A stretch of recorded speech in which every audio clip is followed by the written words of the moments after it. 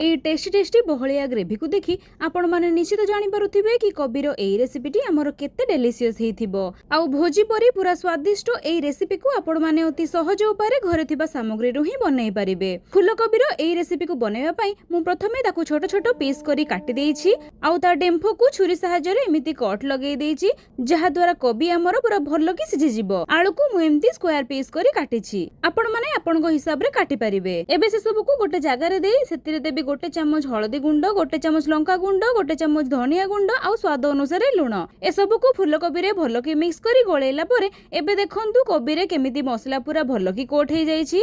एबे से सब को फ्राई करिवार टाइम सेथि पई गोटे कढ़ा गरम करी सेथिरे देबी 2 रु 3 बड़ चामच सोरिष तेल। आउ तेल गरम हैला परे गोळे रखिथिबा कोबी आउ आलू को देई भलो कि गोल्डन ब्राउन हेबा जाय कवर करी करी भाजिबा। कोबी आलू को भाजिबा टाइम रे फ्लेम को हमें मीडियम रे रखि भाजिबा। वर्तमान कोबी आउ आलू हमर भलो कि भाजी गलाणी, ताकू आउ एक पात्र को खोली आनिबा। एबे तरकारी पई हमें 2टा टमाटो को काटी ग्राइंडिंग जार रे दबा। आ ता सहित दबा 3 रु 4 टी काजू, गोटे चामच गोटा जीरा आउ 2टी कंचा लंका। ए सब को अल्प पानी दे गोटे स्मूथ पेस्ट रेडी करि दबा। परे सेही सेम कढ़ाई रे आउ 2 रु 3 चामच सोरिष तेल दबा। एबे तेल को टिके गरम कला परे सेथिरे दबा तेजपत्र 2-3 खंड दालचीनी, 5 रु 6 टी गोलमरिच आउ अल्प जीरा। याकू सब टिके भाजिला परे दबा छोट छोट कटा पियाज को भी हमरो एठी पूरा गोल्डन ब्राउन करी भाजिबार अछि, जहा पई तरकारी रो स्वाद पूरा भोजी परे लागिबो। सेथिरे वर्तमान ऐड करिबा 2 चामच अदा रसुण रो पेस्ट। ताकू किछि टाइम पई कसिला परे आगुरु बनै रखिदिबा टमाटो काजू रो पेस्ट को देई कसिबा। सॉरी एठी मोर टमाटो काजू रो पेस्ट दबा वीडियोटी डिलीट हे जाईछि।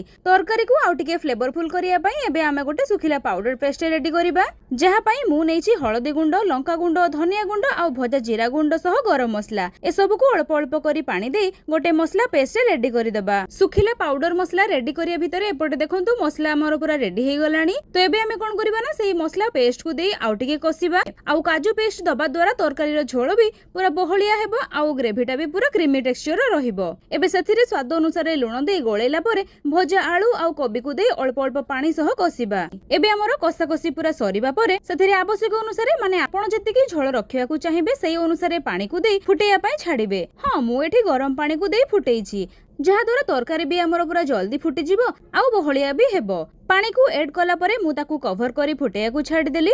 आउ एबे ग्रेवी को सेमी थिकनेस रे रखी गैस रो फ्लेम को ऑफ करिबा। फूलकोबी आलू पूरा हमर सिझी जाईछि आउ गोटा गोटा मध्ये अछि। आपण माने एहा को भात, रुटी, मुढ़ी काहा सह भी खाई परिबे। निश्चित थरे आपण माने एहा को घरे बनै ट्राई करंतु आउ आपण मानकर मतामत को आम सह शेयर करंतु। आशा करे वीडियोटी आपण मानकु बहुत पसंद आसीथिबो। तो रहिली आमे पुणी देखाबा आउ गोटे नुआ आउ आपण मानक पसंदर रेसिपी सह। धन्यवाद।